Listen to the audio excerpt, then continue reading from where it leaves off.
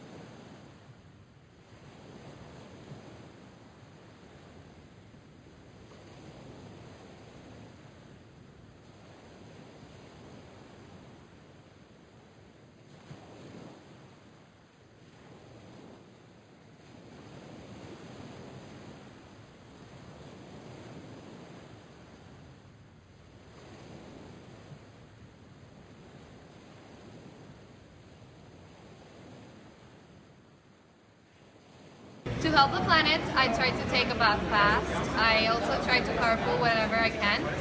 And I think that one thing we could all do is to try to plant some trees in a neighborhood that lacks trees. Yeah. In order to preserve the natural resources, we try to reuse, recycle, and reduce all the materials and objects that we use in our daily life. We also try to decrease the usage of the car. We try to get rides with our friends, use the public transportation.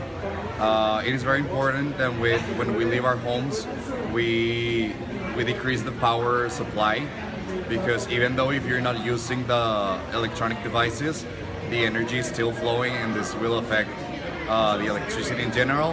And we believe that it is very important that even though we cannot do a lot of things, we do anything that is within our range.